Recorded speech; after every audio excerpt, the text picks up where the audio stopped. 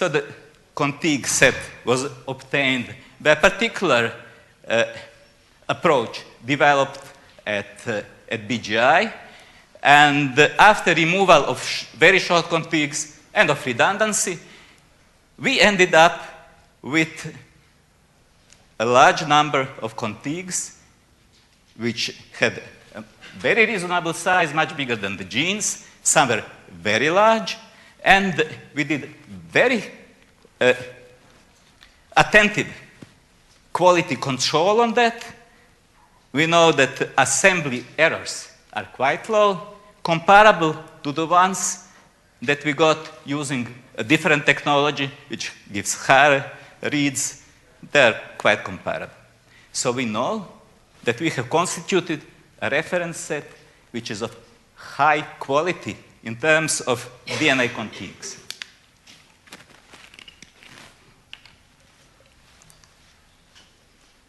So then the question is, how representative this config set is of human microbiome? To address this question, we use sequences that were generated in 3 different studies. One is our study with 124 Europeans. Another was done in the United States using basically Roche technology. And the third was done in Japan. So we mapped all these sequences on the reference gene set.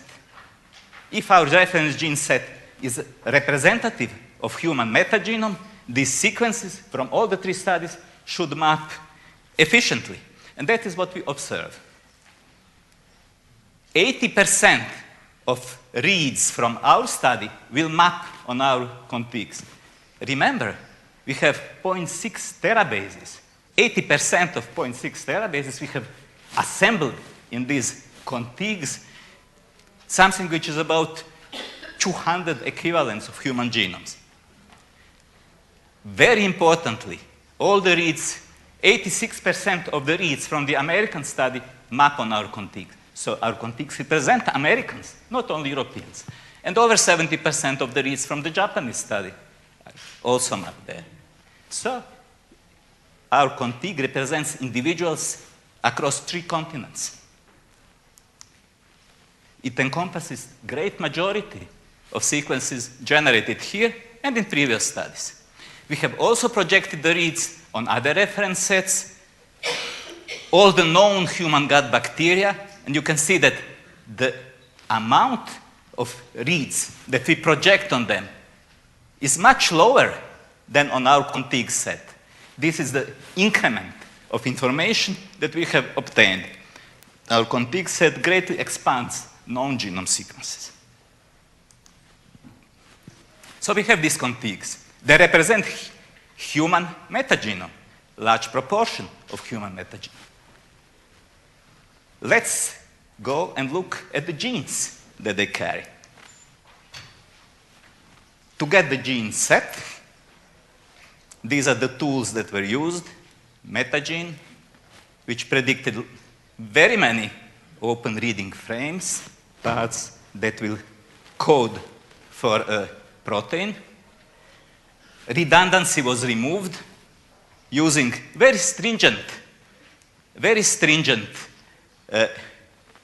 conditions, and we ended up with 3.3 million ORFs, 150 times number of genes that human genome encodes. So that, I have just illustrated that,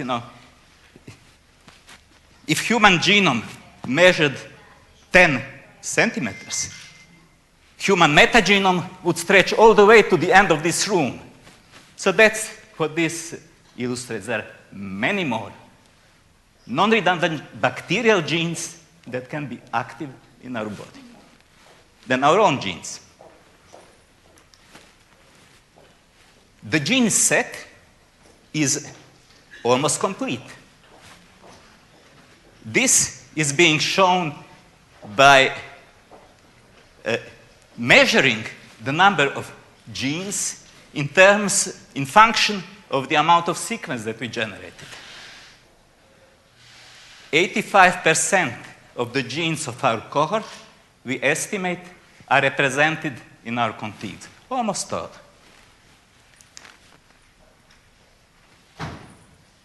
Very importantly, we have found that these genes are very largely shared among individuals of the cohort. Well, it's easy to understand once you have seen this figure. This figure represents the number of genes that each one of us have, about slightly over 500,000. So the total pool is 3.3 million.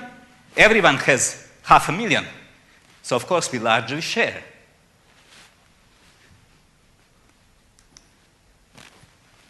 When we look at individuals, 40% of the genes of each individual are shared with 50% of other individuals from the cohort, which confirms the simple calculation that I have done. And we know that if we sequence more deeply each individual, we discover we can find more genes of our catalog.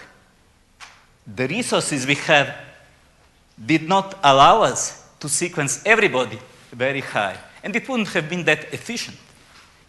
But we do know that there are more genes that we can find, which means there are more genes that are shared.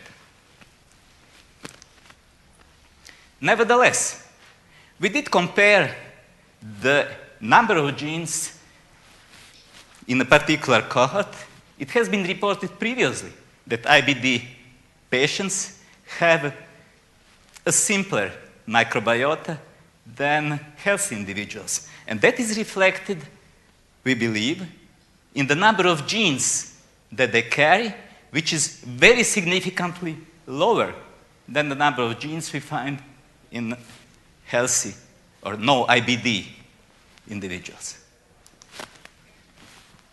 If the genes are shared, then bacterial species must be largely shared as well.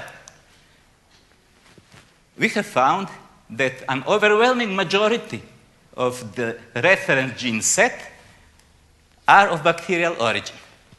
Since we know how many genes each bacteria codes, we can calculate that cohort, ensemble of the cohort, carries between 1,000 and 1,150 bacterial species. And each individual carries about 170 of these species, by the same token, although IBD patients carry less. So that means if you have a total of 1,000 species and everybody has about 200, of course they're largely shared. They must be. The pie is only that big. And they're likely to be shared in the whole human population, because our contig set, as I have shown, contains sequences from all over the world.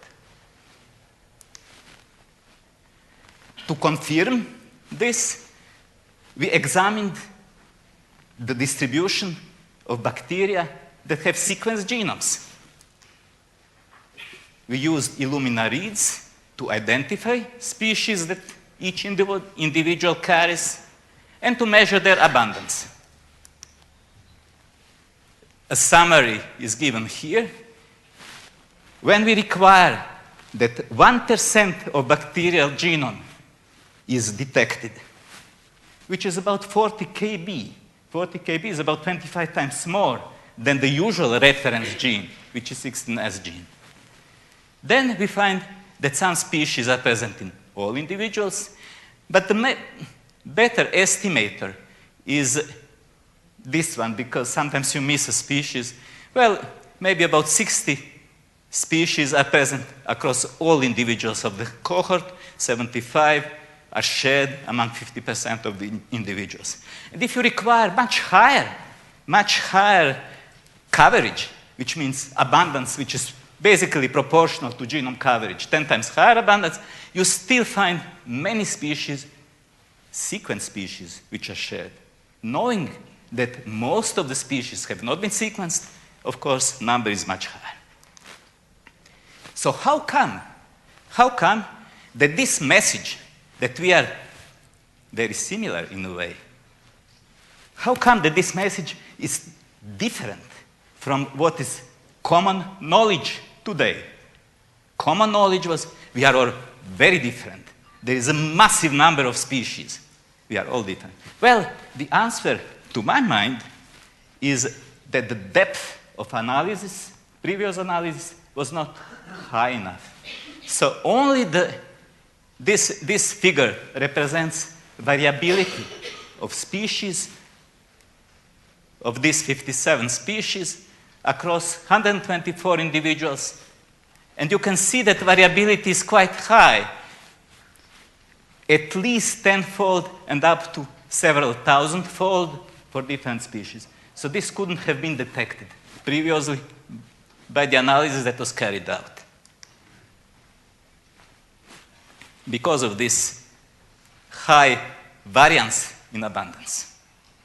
Now, you can't read the species, but the objective is really to show you high variability. Is there a covariance of bacterial species? They vary, but do some of them vary together? The analysis was carried out at DTU by Søren Brunak and colleagues, and is represented here as a network. So what is this network? Network of relations between the species. The circles represent a species. The size of the circle represents overall abundance of the species across all the individuals. And the lines represent covariance. You can see different colors. Colors refer to particular groups of bacteria. So firmicutes are in yellow, and you can see that they covary. Bacteroidetes are in red, they covary also. So it's kind of interesting because it implies that there will be particular constellations of bacteria in different individuals. And I see that it's 1 o'clock, so if the lady is here, I'll kind of stop. Please let me know.